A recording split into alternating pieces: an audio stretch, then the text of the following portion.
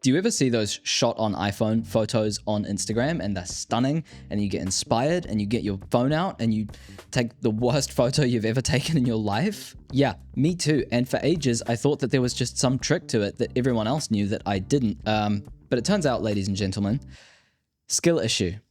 You'd think that iPhone photos would come naturally to Mr. Professional Photographer over here, but if you don't use the right techniques, settings, and gear, it's way more difficult to get the photo that you could see up here. So over the past few months, I've been really trying to get as good as I can at taking photos with my phone, and I've learned more than I expected. And now I will pass that knowledge on to you so that you finally have no excuses left not to go and do a little bit of photography every now and then. First, we'll cover the natural weak points of phone cameras and how to get around them. Then we'll have a look at what professionals and artists are doing differently to us and what we can learn from them. And then we'll get to the secret sauce.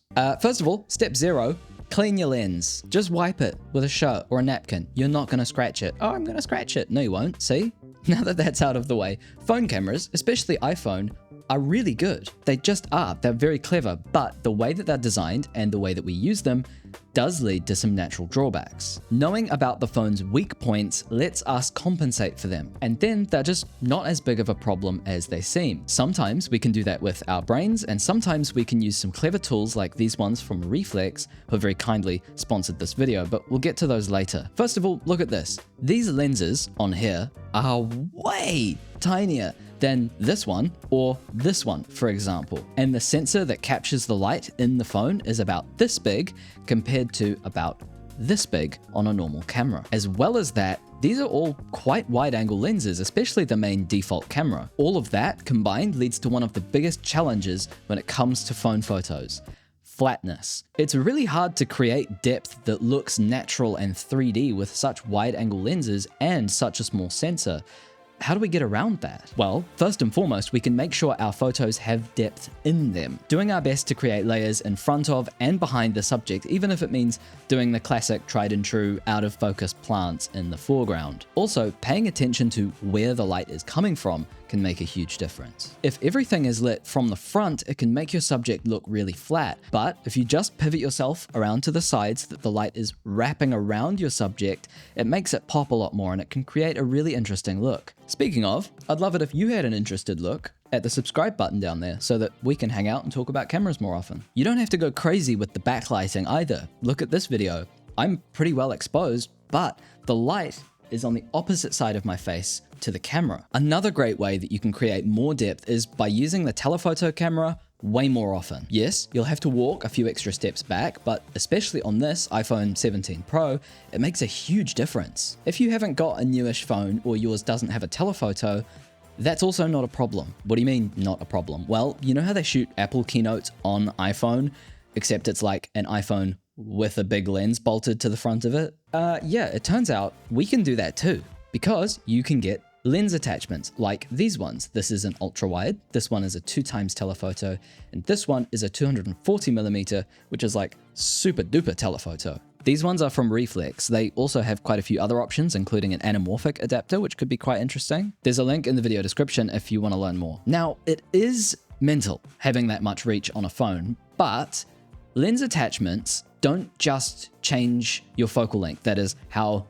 zoomed in or out you are. They also change the character of the image. What? Well, you're putting more glass in the way, and that's going to change the color and the contrast and the sharpness of your photos in a very subtle way that helps them not to look like phone photos. So we've gone over the lens, we've gone over the sensor behind it.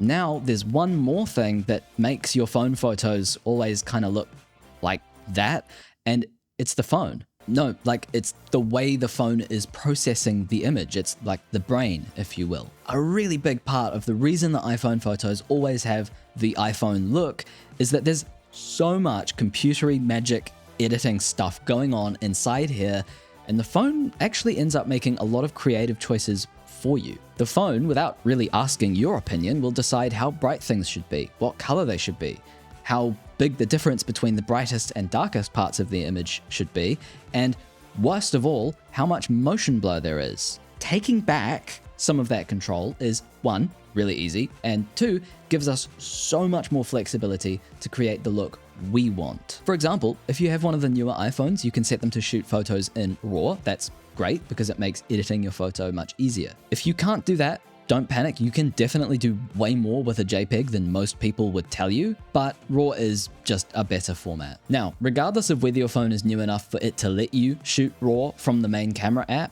you can take this a step further by using a different camera app entirely, like REEFLEX Pro Camera. Why? Well, there's a few reasons, but one is that it lets you bypass a lot of that magic computery editing stuff that happens by default, which can result in much more natural camera-like photos. For me personally, shooting in RAW is usually enough, but I still use the REEFLEX Pro Camera app for one very specific reason. What's that?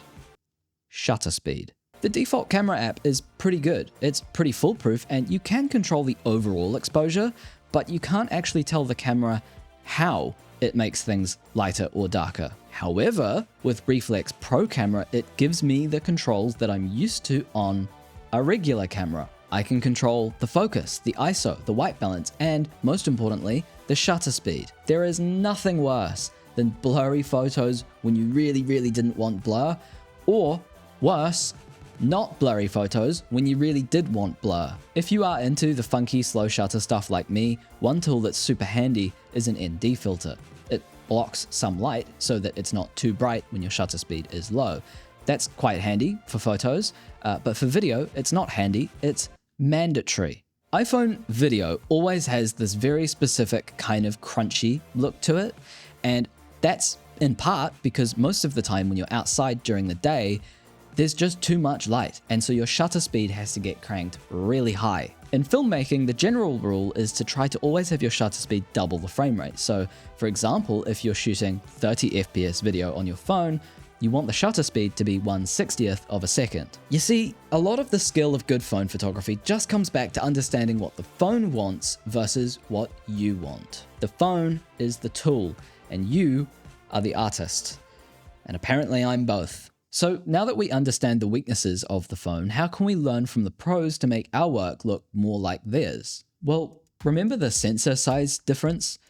That's part of it. When people look at a photo and they say that it looks professional, that's usually not because of crazy action going on in the photo, or because it's ultra vibrant, or because it has the best dynamic range. It's because the photo is using the visual language of pro photography. What does that mean? Well, you know how some stuff looks like a movie because it's backlit and widescreen and they used an anamorphic lens, so it's got that kind of swirly, out of focus look on the corners? And then some other stuff looks like a refrigerator ad because it's less widescreen and it's shot super bright and flat. And even if you can't quite put your finger on why you feel a difference, you do. That's the visual language of cinema versus the visual language of GE's appliance division. And the same thing applies to photos. If you spend some time looking at pro work from some photographers you look up to, you'll start to notice some things that they do differently. One of the most obvious is aspect ratio. That's, how long or tall or neither the photo is. Phones shoot 4:3 as their default, but most cameras shoot 2:3. That's a really small difference in cropping, but it goes a long way in helping your photos to fit the aesthetic of pro photography a little bit more. Another thing you can try, believe it or not, is as simple as just not putting your subject bang in the middle. You don't even have to rule of thirds it either. Forget about the rule of thirds. Just play around with putting your subject maybe slightly off center or all the way to the edge. But why? Well, a lot of the really great professional photography that I love was originally intended to be printed in a magazine. And if you think about it, pros would often avoid putting anything important right in the middle because that's where the spine of the magazine would be and you lose anything that's there. Annie Leibovitz is a really great example of shooting for print. Another thing you could think about is if I was shooting this professionally, where would they put the text? Thinking about what the photo might end up doing after you've taken it is a really great way to try and mix up your composition and imagine different things that your photos could do. There is so much you can learn from looking at really great photography, figuring out what it is that you like, and then just blatantly stealing it. But, okay, I hear you. You're saying, Hunter, you have cameras. Why would you want to use your phone? Great question.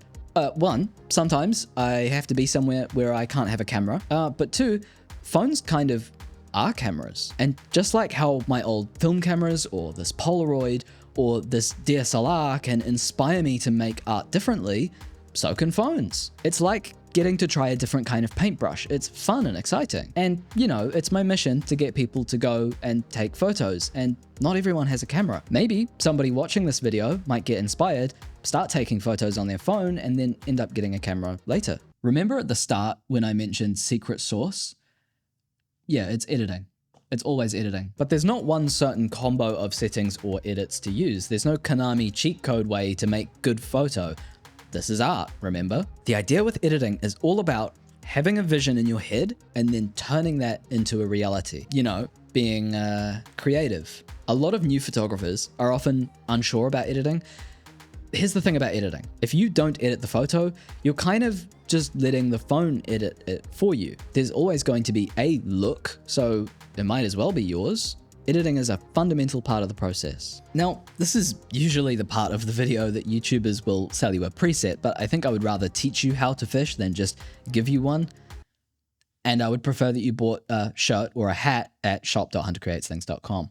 So let's learn how to catch a fish. Here's my step-by-step of the process that I use when I'm editing a phone photo or basically any photo, to be honest. Also, this mostly does apply to RAW or ProRAW photos. If you're shooting JPEG, that's okay, but it will restrict how far you can push sliders around. I really do recommend that you grab the REEFLEX Pro camera app and just have a play around, because you can shoot auto on it if you want, but you can also get in the settings and be more decisive. And it also lets you shoot in a lot of different file formats. There's a link below, so download it and have a play. So I always start off by just looking at the raw image and deciding what it's about. What's the story here? How do I want it to feel? What would I like to communicate? This usually isn't a 12-page essay on something really meaningful, it's more vibes-based. Then I start to work on the image to push it closer to that vibe.